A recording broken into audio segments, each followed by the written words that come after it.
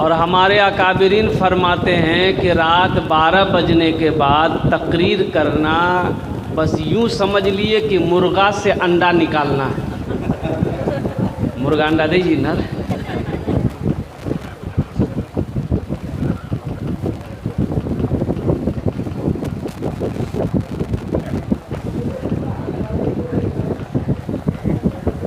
बताइए गया कि जुमे के दिन जो सबसे पहले मस्जिद में आएगा अल्लाह उसे एक ऊँट कुर्बान करने का सवाब अता फरमाएगा। उसके बाद जो आएगा उसे एक गाय अल्लाह की राह में कुर्बान करने का सवाब अता फरमाएगा। फिर जुमे के दिन उसके बाद जो आएगा तो उसे एक दुम्बा का सवाब मिलेगा। फिर जुमे के दिन उसके बाद जो आएगा उसे एक बकरे का सवाब मिलेगा। उसके बाद जो मस्जिद में आएगा उसे एक मुर्गे का सवाब मिलेगा। उसके बाद जो आएगा उसको किसका सवाब मिलेगा? एक अंडा का सवाब मिलेगा। किसका सवाब मिलेगा?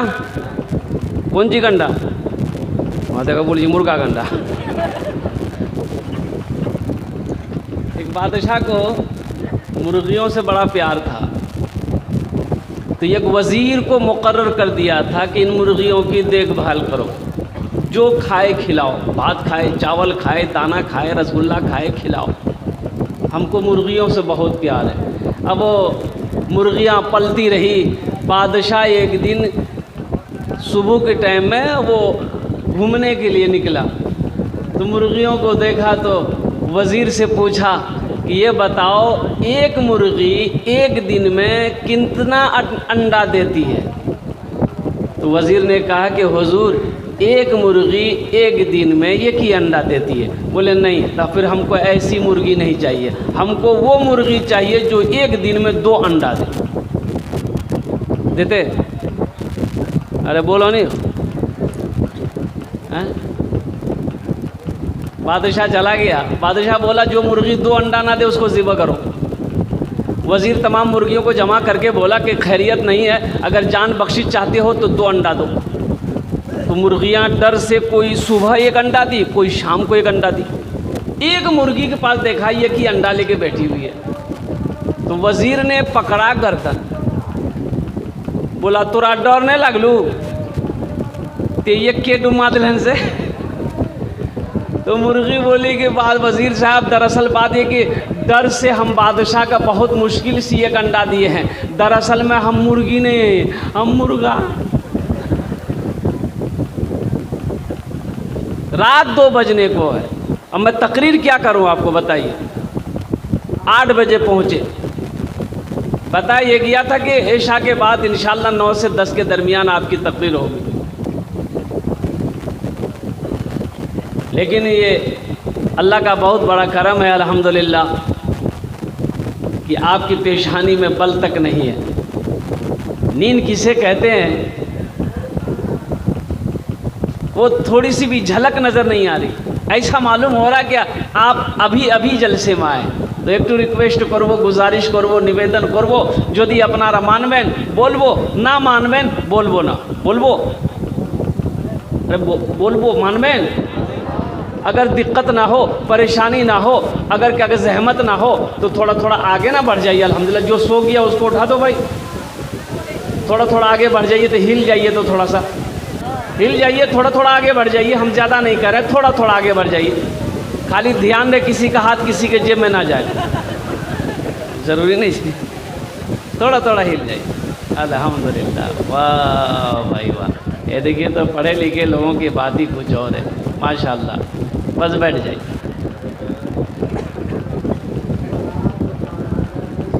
अभी हज़रत अल्लामा मौलाना मुफ्ती वसी साहब दामत बरकातुहू ने बहुत अच्छी तकरीर करी। इस्लाह मुआशरा का जो तकरीर होनी चाहिए थी वो तकरीर करी। आप लोगों ने वादा भी किया कि इंशाअल्लाह हम लोग अमल करेंगे, इंशाअल्लाह अमल करेंगे। अच्छा, इंशाअल्लाह तो हम लोग बोलते हैं, यही ना बात है। जलसा तो हम लोग सुनते हैं, तकरीरें सुनते हैं, बयान सुनते हैं, अमल नहीं है, अमल नहीं है। अभी जहेज़ के ऊपर में अगर बयान हो जाए कि जहेज़ लेना हराम है, जहेज़ नहीं लेना है, कौन कौन नहीं लेगा, सब हाथ उठा देगा। अब कल्ले बारातगाह में जाकर शोरूम में मोटरसाइकिल कसवाएगा। बोला बात सही जी गलत जी? बोला भाई शराब पीना क्या है? बोलिए हराम है। सूद खाना, ज़िना करना, जुआ खेलना और जहेज लेना, बोले एक आप है था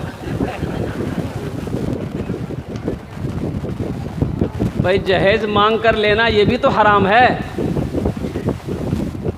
मांग कर जहेज लेना हराम है और हराम में पलने वाला खून जन्नत की खुशबू तक नहीं सूंघ पाएगा। ये हम नहीं कहते, अल्लाह के रसूल की हदीस है। अल्लाह के नबी जनाब मोहम्मदुर रसूलुल्लाह सारे लोग बोले सल्लल्लाहु अलैहि वसल्लम के फरमान है कि जिस जिस्म के अंदर में हराम कमाई का खून दौड़ रहा है वो जिस्म जन्नत तो पहुँचने की बात तो दूर है, उस जन्नत की खुशबू तक नहीं सूंघ पाएगा।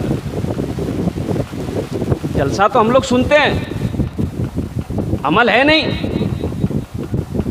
तो अमल की नीयत से सुनेंगे तो इंशाअल्लाह बात असर करेगी। अगर अमल की नीयत नहीं है, सिर्फ ये है कि चलो अभी देखा मैंने, वहाँ आराम कर रहे थे मास्टर साहब के घर पे। अब वो क्या आराम, जो ना उधर सीटी बजा रहा था लड़का साहब, बेचैन कर दिया। तो हमने अपने ड्राइवर से पूछा कि भाई ये लोग कौन है? तो बोली कि जलसा सुने ले लीजिए।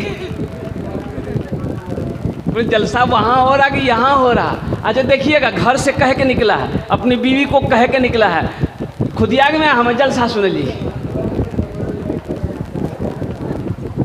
माँ को कह के निकला, अम्मी जान हम जलसा सुनने जा रहे हैं। बाप को कह के निकला, अब्बा हम जलसा सुनने जा रहे हैं, जलसा यहाँ हो रहा है, वो बाज़ार में घूम रहा है।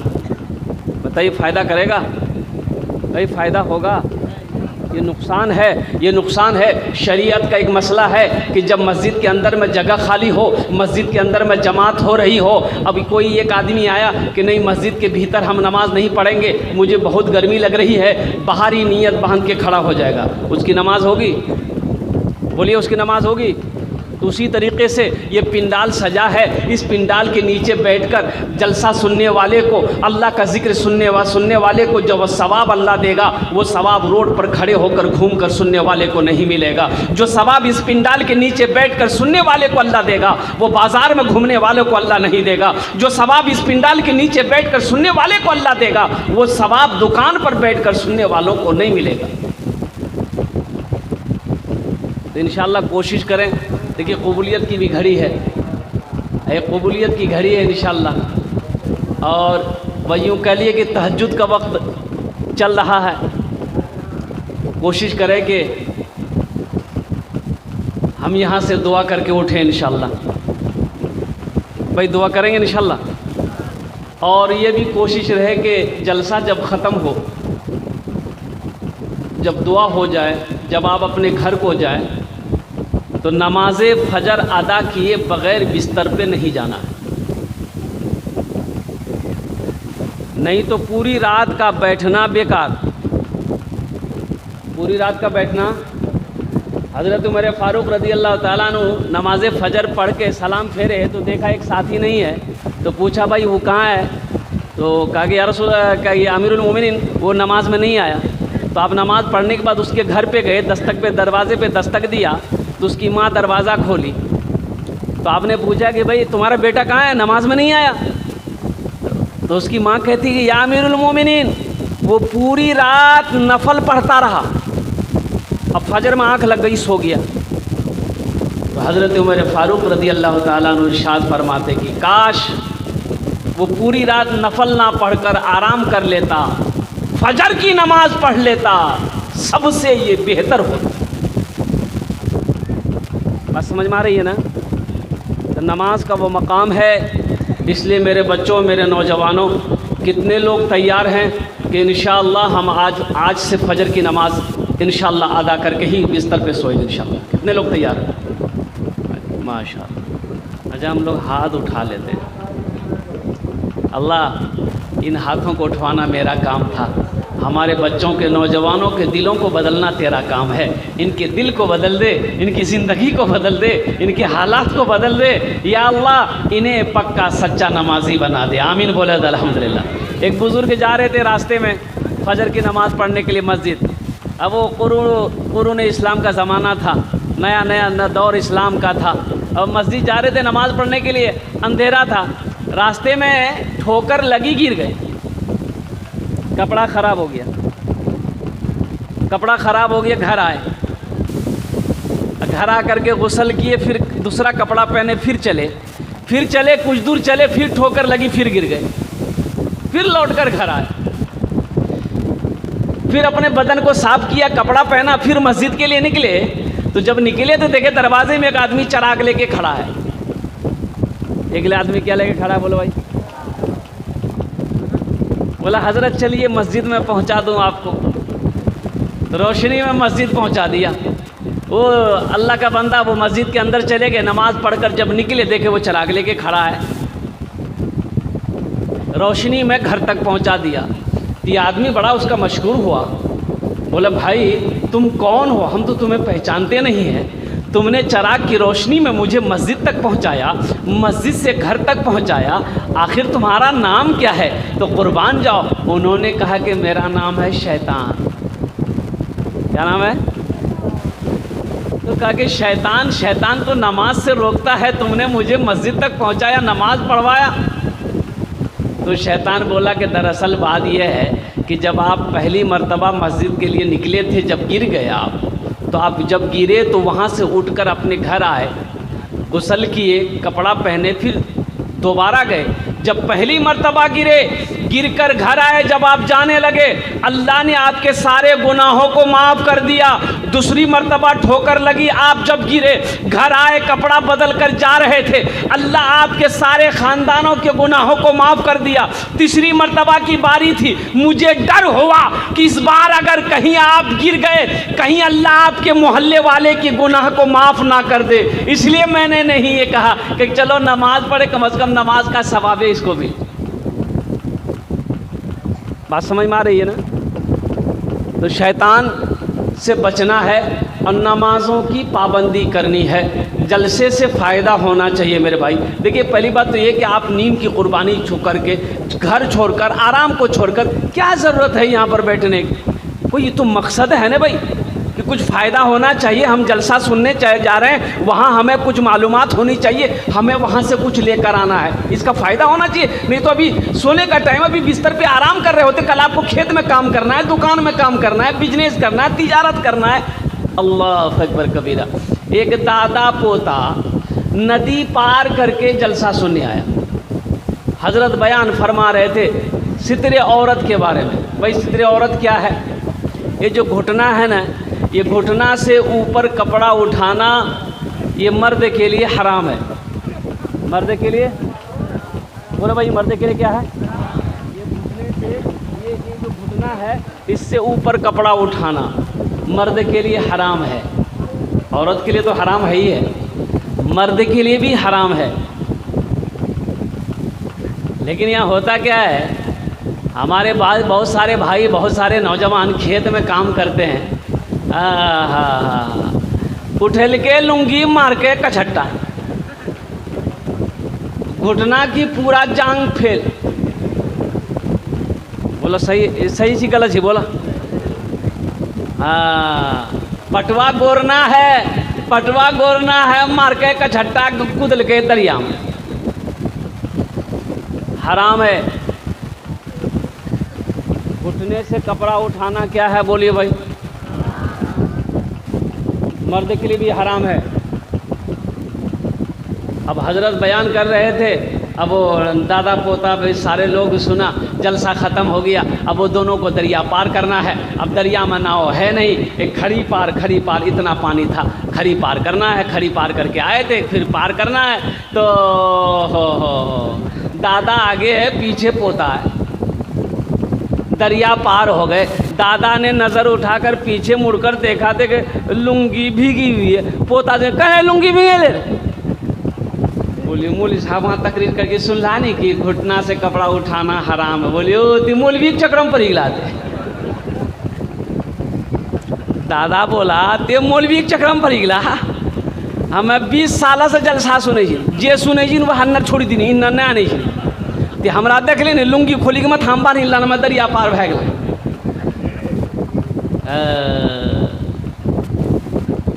इसलिए मेरे नौजवानों एक बार वादा करो कि इंशाअल्लाह हम जो सुनेंगे अमल करेंगे इंशाअल्लाह। हाथ उठा के वादा करो इंशाअल्लाह अमल करेंगे। हाँ, एक मालिक को गुस्सा आया नौकर पर, एक तमाचा मारा। नौकर भी नौजवान था, उसे भी गुस्सा आया, लेकिन वो तो कुछ नहीं कर सकता, मालिक को कुछ नहीं कर सकता। पास में घर था, घर गुस्से की हालत में घर गया। बीवी बैठकर रोटी बना रही थी, जाके एक तमाचा खींच के बीवी को मारा। बीवी बोली कोड़ी आते रोटी खेबे बेलना फिर यहाँ सब फेंकी कितने हमारा कहने मान ला। बीवी को भी गुस्सा आया, उसका 10 साल का बेटा बैठा हुआ था, एक तमाचा खींच कर बेटा को मारी। बच्चा भी हक्का बक्का मेरी माँ मुझे क्यों मारी। वो बच्चा को गुस्सा आया, आंगन में को डंडा रखा हुआ था, डंडा पकड़ा, दरवाजा की तरफ निकला, एक कुत्ता बैठा हुआ था, जाके 5 डंडा कुत्ता को मारा। कुत्ता को भी गुस्सा आया, वो रोड की तरफ भागा, देखा वही मालिक जो नौकर को मारा था वो रोड पर खड़े होकर फ़ोन से बात कर रहा था। ये कुत्ता जाकर उसी को काट लिया। भला करो तो भला पाओगे, बुरा करो तो बुरा मिले। एक हाथ से करो तो अपना दूजे हाथ से पाओगे, दूजे हाथ से पाओगे। क्या लेकर आए हो बंदे, क्या लेकर के जाओगे। करो इबादत तुम उस रब की, वरना कल पछताओगे, वरना कल पछताओगे। ये दुनिया आनी जानी है, एक दिन सब पर जाएगा। तुम भी एक दिन मर जाओगे, कीड़ा मकोड़ा खाएगा, कीड़ा मकोड़ा खाएगा। छल बुद्धि ना करो किसी से, छल बुद्धि ना करो किसी से, कांटे में फंस जाओगे। क्या लेकर आए हो बंदे, क्या लेकर के जाओगे, क्या लेकर के जाओगे। इंशाअल्लाह अच्छे अमल करेंगे, इंशाअल्लाह अच्छे अमल करेंगे मेरे भाई। नमाज़ों की पाबंदी करना जलसा इस्लाह मुआशरा है, इसलिए मैंने थोड़ी सी रोशनी डाल दी जलसा इस्लाह मुआशरा के ऊपर में, इसलिए कि मौजू तो जश्न दस्तार फजीलत भी है। अभी 8 बच्चे हज़रत 4 बच्चों की दस्तारबंदी होनी है। अज़मत कुरान क्या है, शान कुरान क्या है, कुरान के ऊपर भी इंशाअल्लाह हम गुफ्तगू करेंगे। बस नमाज के हवाले से बस इंशाअल्लाह एक पैगाम और भी सुन लो। एक पैगाम नमाज के हवाले से और भी आपके हवाले में कर दूं। अल्लाह के रसूल जनाब मुहम्मदुर रसूलुल्लाह सल्लल्लाहु अलैहि वसल्लम इरशाद फरमाते, कुर्रतो ऐनी, कुर्बान जाइए मेरी आँखों की ठंडक है। कुर्रतो ऐनी, मेरी आँखों की ठंडक क्या है? नमाज। मेरी आँखों की ठंडक नमाज है। लेकिन अफसोस का मकाम यह है कि आज हमारी मस्जिदें खाली रह जाती हैं।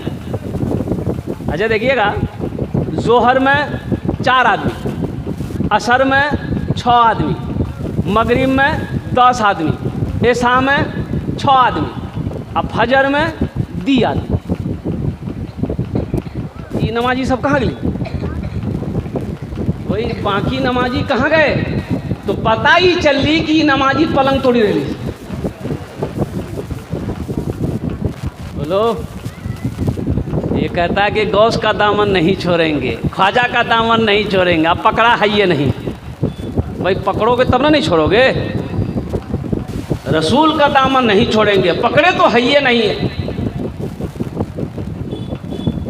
अल्लाह के रसूल ने इरशाद फरमाया, जो मस्जिदों को आबाद करेगा अल्लाह उसके घर को आबाद करेगा।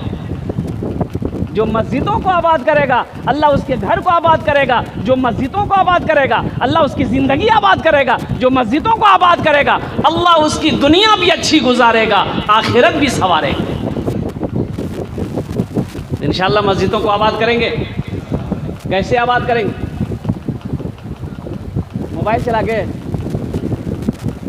अच्छा देखिएगा, हम लोगों का पेट है भाई, पेट है ना, हैं नहीं है, पेट है, भूख लगती है, खाना खाते हैं, भात खाते हैं, रोटी खाते हैं, चावल खाते हैं, जो मयस्सर है खा लेते हैं, पेट भर जाता है, अल्हम्दुलिल्लाह पढ़ लेते हैं। तो मस्जिद का भी पेट है, मस्जिद का भी पेट है। तो मस्जिद का पेट है तो मस्जिद का खाना क्या है? मस्जिद का खाना नमाजी है। मस्जिद का पेट कैसे भरेगा? जब नमाजी नमाज पढ़ने मस्जिद में आएगा, ये मस्जिद का पेट भरेगा। अगर मस्जिद के अंदर में नमाजी ना आए तो मस्जिद का पेट खाली रहेगा, मस्जिद भूखी रहेगी। अल्लाह तबारक व तआला की बारगाह में कल क़यामत के दिन ये मस्जिद गवाही देगी। मस्जिद तो बना लेते हैं हम लोग, आबाद भी तो मस्जिद होनी चाहिए ना। अब बंदूक है, गोली है, ये नहीं। बंदूक है तो बंदूक लेकर क्या करोगे? बारातगाह हटिया जाइएगा, बंदूक कंधा में लटका करके कहते तुम गोली छो ना, बोले नहीं गोली नहीं चाह बोला, बंदूकों की फायदा?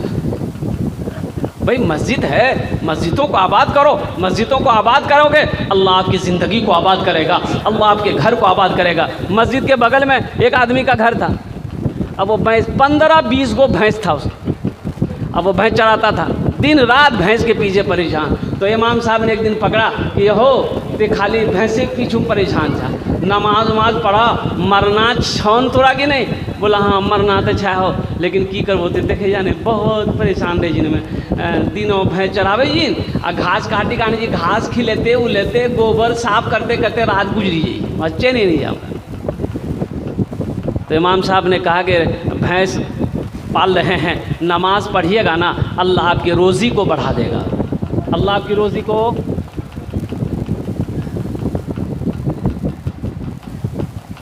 अच्छा इंशाल्लाह बैठी, फरमाइश आ गई है। टका छौन जेब में है, बोला है। इमाम साहब ने कहा कि अल्लाह तेरी रोज़ी को बढ़ा देगा, और हकीकत कहा जो नमाज पढ़ेगा अल्लाह उसकी रोज़ी को बढ़ा देगा। सुभान अल्लाह बोले तो माशाअल्लाह। जो नमाज पढ़ेगा अल्लाह उसके रिस्क को बढ़ा देगा, रोज़ी को बढ़ा देगा। आधा किलो चावल बनाओ, इंशाअल्लाह मेरी माँ बहनों वज़ू बनाकर नमाज पढ़ लो, आधा किलो चावल बनाओ, इंशाअल्लाह अल्लाह इतना बरकत दे देगा कि खाकर भी खाना बच जाएगा। करके तो देखो। नमाजों नौजवानों सुनो, मेरी ज़बान काट देना, सिर्फ 40 दिन 40 डेज़, 40 दिन तुम 5 वक्त नमाज पाबंदी के साथ पढ़ कर देखो। अल्लाह अगर तेरी ज़िंदगी को ना बदल दे तो फिर कहना। अल्लाह ज़िंदगी को ना बदल दे मेरे भाई, आजमा कर देखो 40 दिन बाजमात नमाज पढ़कर 40 दिन देख लो, एक चिल्ला करके देख लो, इंशाअल्लाह अल्लाह तेरी ज़िंदगी को बदल देगा। अल्लाह इंशाअल्लाह ज़िंदगी से गम को निकाल कर खुशी को डाल देगा। अल्लाह तेरे घर में खुशहाली पैदा कर देगा। अल्लाह बीमारी को दूर करके तेरे घर के अंदर में तंदुरुस्ती अता फरमा देगा। पढ़कर तो देखो।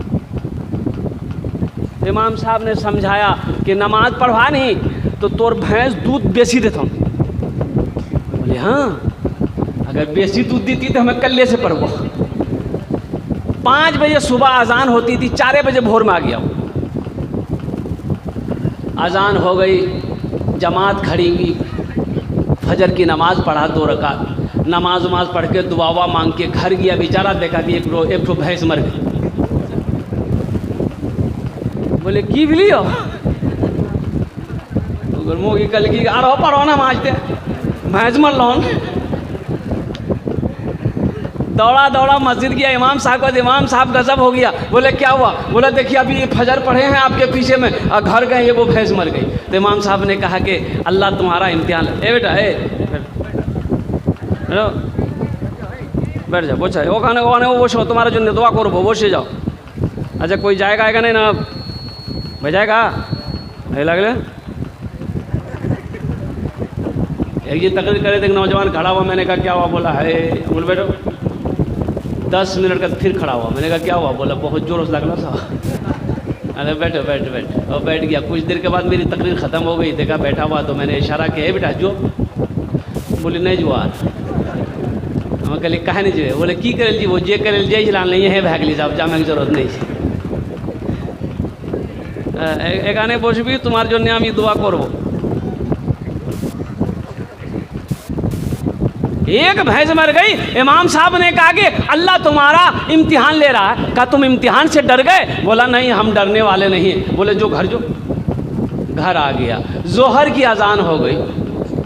बड़ा डरते डरते मस्जिद पहुंचा कि कहीं दूसरी भी ना चली जाए। हकीकत में इत्तफाकन कहिए फजर जोहर की नमाज़ पढ़ के घर पहुंचा तो उसकी बीवी सीना पीट पीट के रो रही थी कि मर लो दूसरो भैंस भी हमारे चला गया। अभी जब पहुंचा देखा दूसरी भैंस मर गई। बेचारा सोचल कि 5 टेमक नमाज छी, 2 टेमक पढ़लान 2टा चलो गए। अब ऐसा तक पढ़बो तो 5टा चलो थी। एक पर्रू है नी, पर्रू के कहै चिल्लाबै पर्रू, मैं मरी गई पर्रू चिल्लाबै। ये बोली जाता चिल्लावा मत, फरज पढ़ना एक रात नहीं चलो गली। तोर लिए फरज नहीं पढ़ो, खाली दीर का नफल पढ़ू न तो चलो जी। नमाज का ये पैगाम है। इसलिए मेरे बच्चों, मेरे नौजवानों, नमाज़ों की पाबंदी करो। नमाज पढ़ोगे अल्लाह तेरी ज़िंदगी को बदल देगा।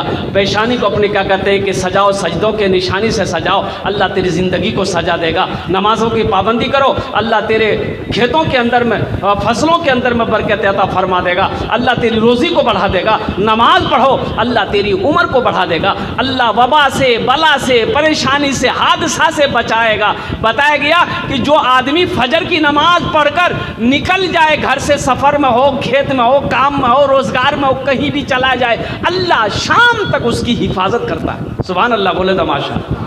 गौर करने का मकाम है।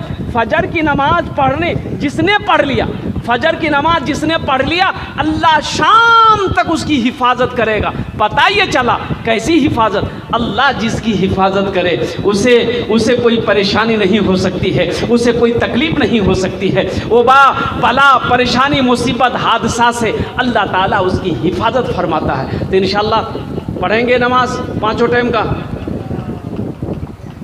तब तो कल मस्जिदों में जगह नहीं मिलती है। हाँ, अल्लाह ये कबूलियत की घड़ी है। हमारे बच्चों ने, नौजवानों ने, बुज़ुर्गों ने, हमारे भाइयों ने हाथों को उठाया है। या अल्लाह जो बेनमाजी है नमाज़ों से दूर है। या अल्लाह हम बेनमाजी तो नहीं कह सकते, नमाज़ों से दूर है। इसलिए कि जुमे की नमाज़ तो पढ़ता ही है, जुमे की नमाज़ तो पढ़ता ही है। इमाम साहब तकरीर कर रहे थे नमाज के बारे में कि लोगों नमाज नहीं पढ़ते हो अल्लाह चमड़ी खींच लेगा।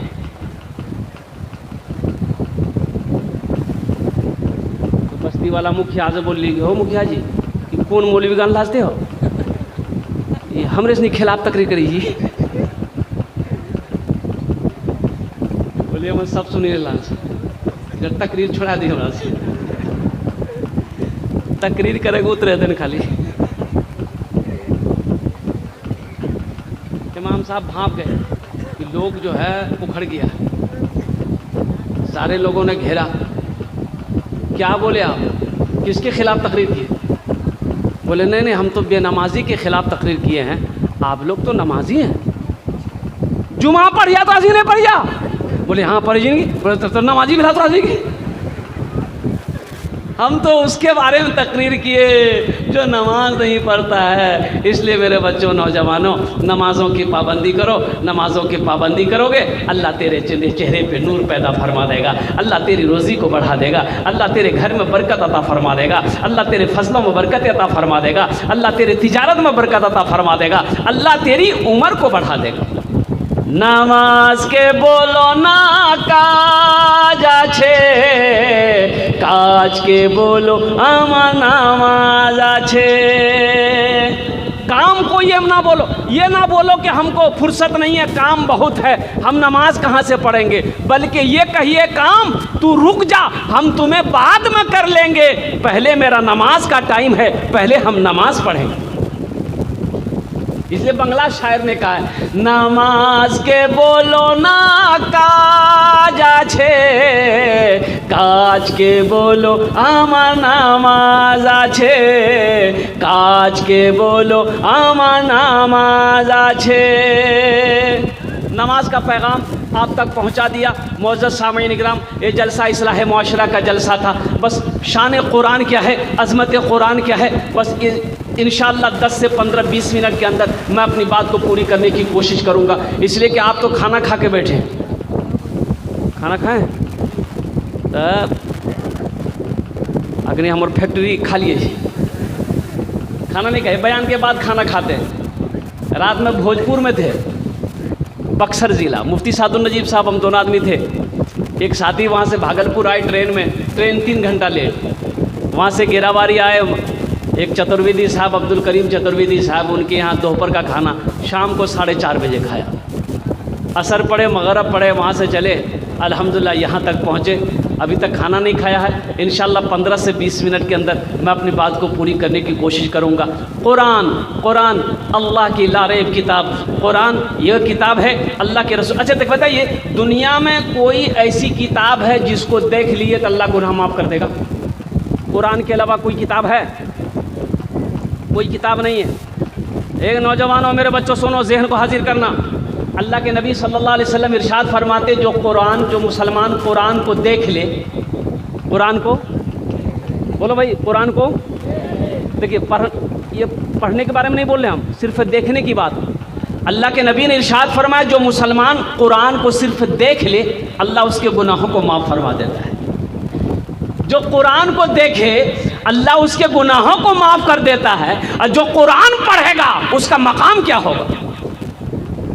जो कुरान पढ़ेगा उसका मकाम क्या होगा? तो कुरान ये ऐसी किताब है कि जिस किताब को कोई मुसलमान अगर छू ले, अल्लाह छूने का सवाब दे देगा। जो देखे, अल्लाह देखने का सवाब दे देगा। जो सुने तो अल्लाह सुनने का सवाब देगा। और जो पढ़ेगा, अल्लाह ज़मीन से उठाकर आसमान की बुलंदी पे पहुंचा देगा। कुरान पढ़िए। देखिए, हम मना नहीं करते कि आप अपने बच्चे को अंग्रेज़ी मत पढ़ाइए, अंग्रेज़ी पढ़ाइए अल्हम्दुलिल्लाह, लेकिन सबसे पहले अपने बच्चे को कुरान पढ़ाइए। सबसे पहले अपने बच्चों को क्या पढ़ाइए? हाँ, पढ़े हो कुरान? फुर्सत कहाँ मेरे बच्चों? तुम्हें कुरान पढ़ने की फुर्सत कहाँ है? मोबाइल से फुर्सत मिले तब तो कुरान पढ़ेंगे। मोबाइल से तो फुर्सत नहीं है। रात में सोते हो, मोबाइल छेड़छाड़ करके सोते हो, और जब सुबह नींद खुलती है तो सबसे पहले मोबाइल हाथ में होता है। तुम्हें कुरान पढ़ने का फुर्सत है का? आज हमारी हालत ऐसी क्यों है? दर दर की ठोकरें हम क्यों खा रहे हैं? इसकी वजह यही है। आखिरी हज अल्लाह के रसूल सल्लल्लाहु अलैहि वसल्लम का, तमाम कमोबेश 1,24,000 सहाबा मौजूद हैं। आपने फरमाया कि ओ मेरे सहाबियों, लोगों सुनो, हो सकता है आने वाले हज के दरमियान हम तुम्हारे दरमियान रहें या ना रहें, हम तुम्हारे दरमियान 2 चीज़ों को छोड़कर जा रहे हैं। कई चीज़ें छोड़कर जा रहे हैं? बोलो भाई, कई चीज़ों को छोड़कर जा रहे हैं? अल्लाह के रसूल ने फरमाया, आने वाला साल हज का जो महीना होगा, हो सकता है हम ना रहें, लेकिन हम चले जाएंगे, इंतकाल हो जाएगा, मेरा पर्दा कर जाएंगे, विशाल हो जाएगा, लेकिन हम तुम्हारे दरमियान 2 चीज़ छोड़कर जा रहे हैं। इसको मजबूती से पकड़े रहना, मजबूती के साथ पकड़े रहना। अगर तुम मजबूती के साथ पकड़े रहे तो तुम कामयाब हो जाओगे, अगर इसे छोड़ दोगे तो तुम खत्म हो जाओगे। कोई कौम तुम्हारी इज्जत नहीं करेगी। तो सहाबा ने अर्ज़ किया, या रसूल अल्लाह, वो 2 चीज़ें क्या है? तो अल्लाह के रसूल सल्लल्लाहु अलैहि वसल्लम ने इरशाद फरमाया, पहली चीज़ अल्लाह का कुरान छोड़कर जा रहा हूँ। पहली चीज़ क्या छोड़ के जा रहे हैं भाई? बोलो भाई, क्या छोड़ के जा रहे हैं? अल्लाह का कुरान छोड़कर जा रहे हैं। इसे मजबूती के साथ पकड़े रहना, मजबूती के साथ थामे रहना। पकड़ने का मतलब क्या है? थामने का मतलब क्या है? कि कुरान के अंदर में जो अल्लाह का अहकाम है, जो अल्लाह का हुक्म है, जो ऐलान है, उसको हम अमल करेंगे और उसके मुताबिक हम ज़िंदगी गुजारेंगे। कुरान ने हराम कहा है, हम रुकेंगे। कुरान ने हलाल कहा है, हम उसे इस्तेमाल करेंगे। कुरान ने जो जो बातें कही है अमल करने की, अमल करेंगे। जिससे मना किया है उससे रुकेंगे। ये है मजबूती के साथ पकड़ने का हुक्म। आज कहाँ अमल है? कुरान पढ़ने का तो टाइम नहीं है। कितने लोग आज फजर की नमाज कुरान शरीफ की तिलावत से शुरू किए हैं? फजर की नमाज के बाद कुरान शरीफ कितने लोग सूरह यासीन पढ़े हैं, सूरह रहमान पढ़े हैं? कितने लोग हैं भाई? ज़रा हाथ उठाइए, मैं देखना चाहता हूँ। बताइए, चारों ना आदमी नहीं। वाह सुभान अल्लाह। सूरह यासीन कहती है, सूरह यासीन है ना? अरे सूरह यासीन है नहीं हो?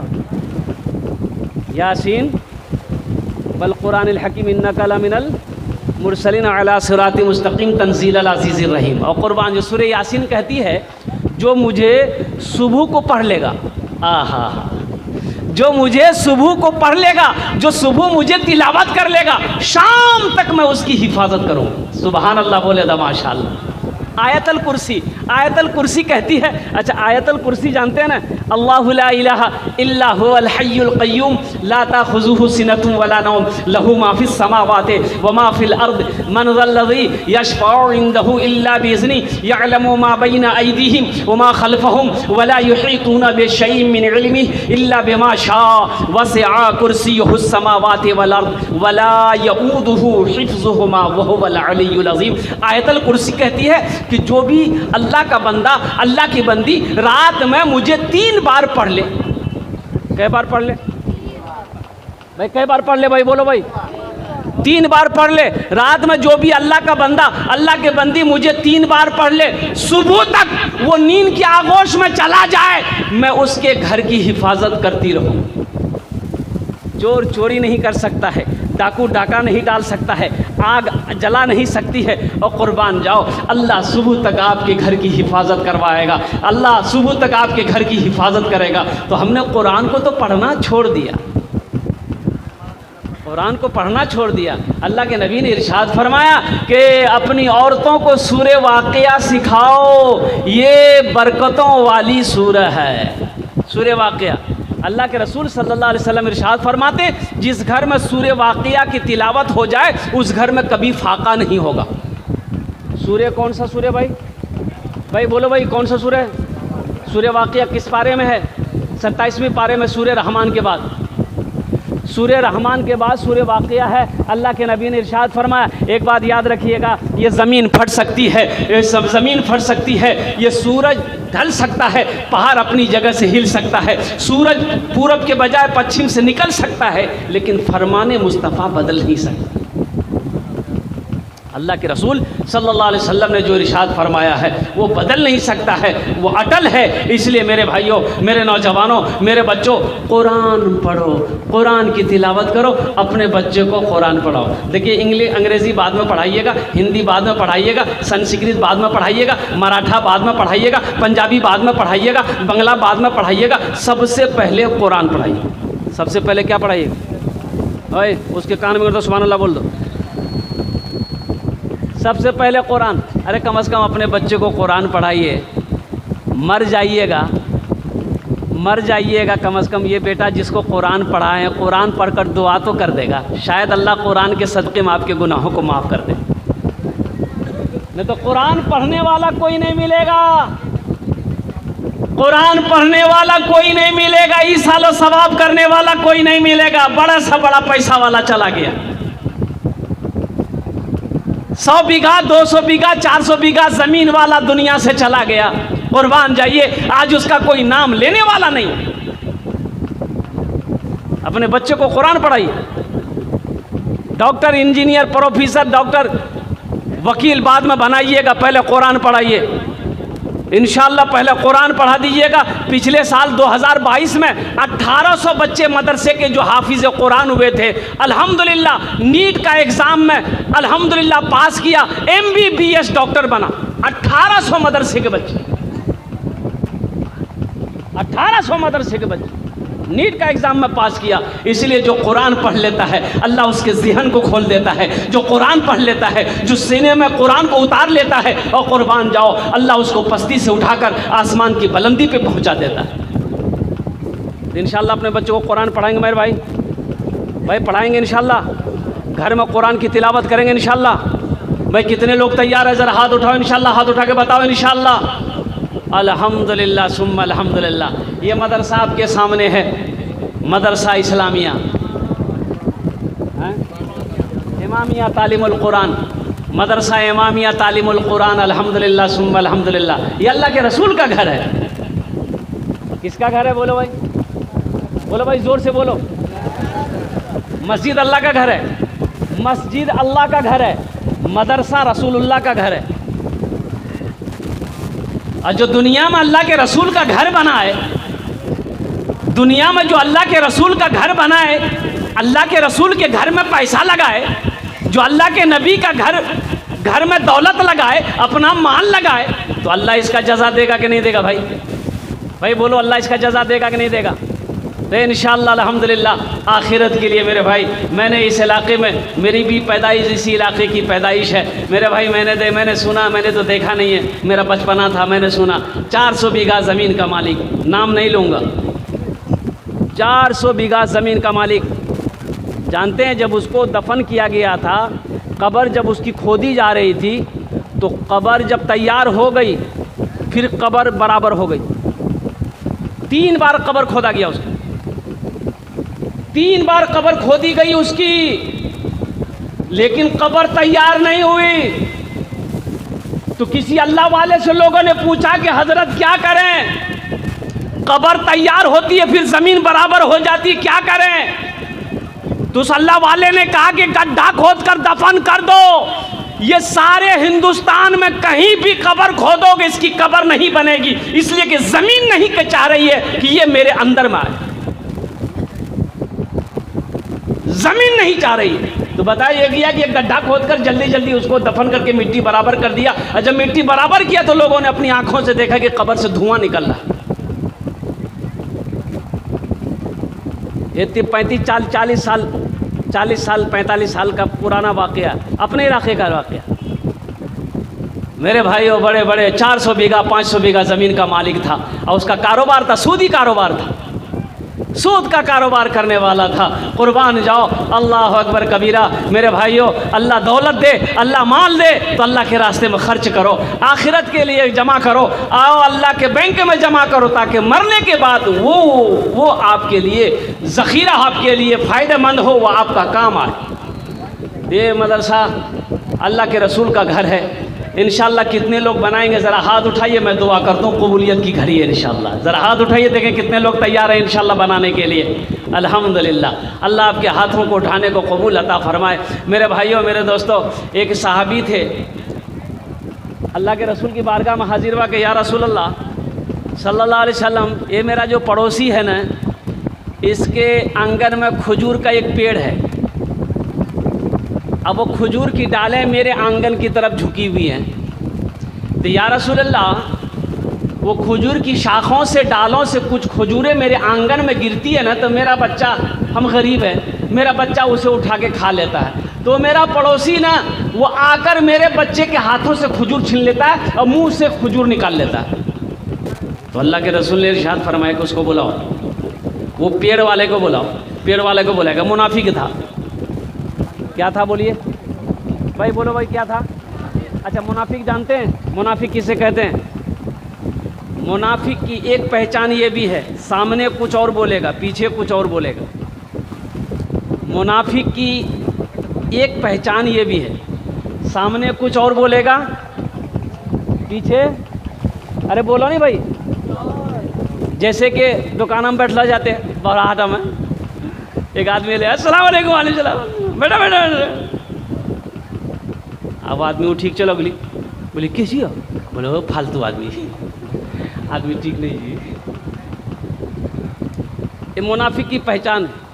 मोमिन की शान यह है, जो कान में बोलेगा वही मैदान में बोलेगा। सुभान अल्लाह, जो कान में बोलेगा वही मैदान में बोलेगा मोमिन।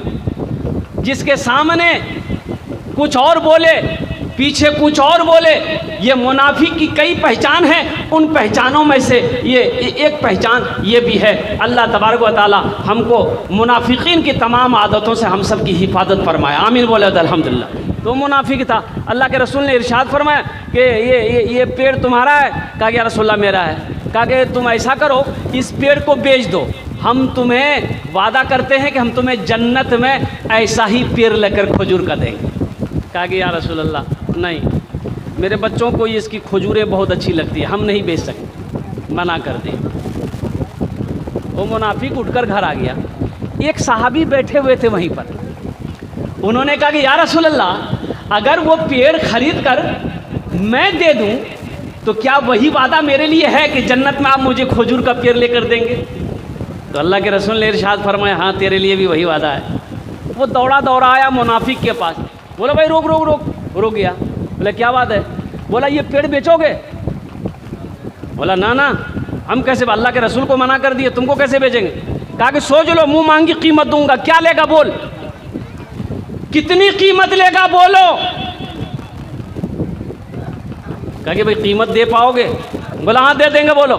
बोला इस पेड़ के बदले में 600 पेड़ का वो बगीचा जो तुम्हारा है ना, वो बगीचा हमको दे दो। उस साहबी का एक बगीचा था, 600 पेड़ खजूरों की थी।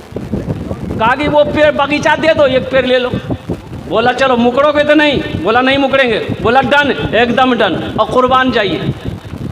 600 पेड़ जन्नत के पेड़ों के बदले में, देखिए 600 पेड़, एक टेढ़ा पेड़ के बदले में अल्लाह अकबर सौदा कर लिया।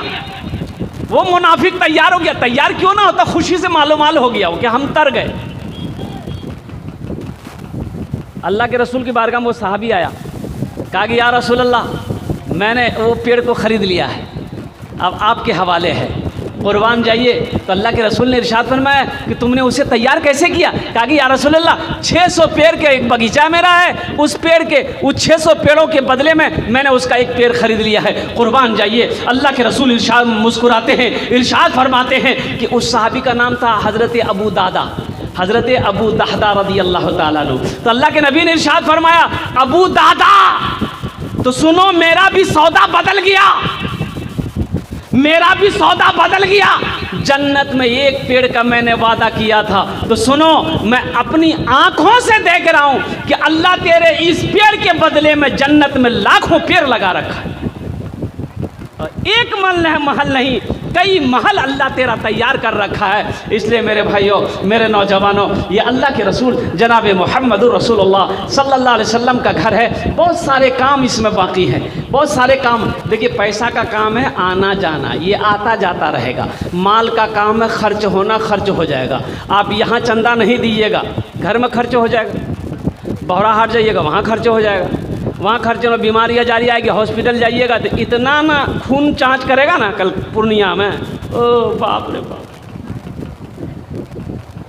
खून जांच कहाँ है जी पूर्णिया में। एक बात याद रखो, जो अल्लाह के रास्ते में खर्च नहीं करता, अल्लाह उसको डॉक्टर के यहाँ भेज देता है। कहाँ भेजी बोलो? और डॉक्टर ओकरा अल्लाह यहाँ भेज दी, जो झमेले ख़त्म है गए।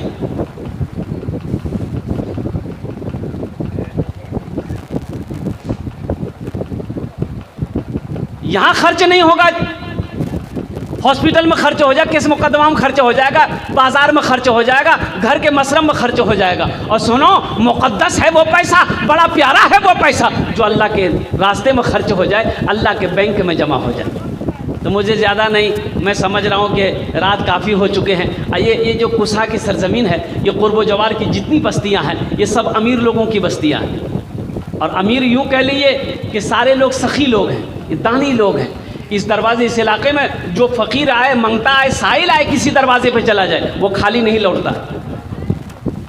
अल्हम्दुलिल्लाह, वो खाली नहीं लौटता है। ये वो इलाका है, कोई अगर झोली फैला दे वो उसे मायूस नहीं किया जाता है। तो मेरे भाई, ये मदरसा अल्लाह के रसूल का घर है कोई सखी, कम से कम 5 आदमी तैयार हो जाओ, बहुत सारे काम बाकी हैं। अभी क्या कहते हैं कि कारी इम्तियाज़ साहब दामद बरकातुहुम फरमाए कि हज़रत इस मदरसे के अंदर में बहुत सारे काम बाकी है जिसको पूरा करना ज़रूरी है। तो मेरे भाई, आप नहीं करेंगे ताउन, ये मदरसे कैसे चलेंगे? और कुर्बान जाइए, आपके ही ताउन से ये मदरसे आगे बढ़ रहे हैं, मदरसा चल रहा है। तो ये देते रहिए, ये पैसा आप मदरसे दे रहे हैं, अल्लाह को दे रहे हैं, और ये माल आपका अल्लाह के बैंक में जमा हो रहा है। मौत तो आनी है, मर जाएंगे, अल्लाह पहाड़, नेकियों का पहाड़ बनाकर आपके सामने पेश कर देगा। मेरा अल्लाह किसी का कर्जा नहीं रखता है। अच्छा देखिए, मैंने कुरान की एक आयत पढ़ी थी, मन ज़ल्लज़ी युक़रिदुल्लाह क़र्ज़न हसना। मेरा अल्लाह कहता है मेरा कोई ऐसा बंदा जो मुझे कर्ज़े हसना दे दे।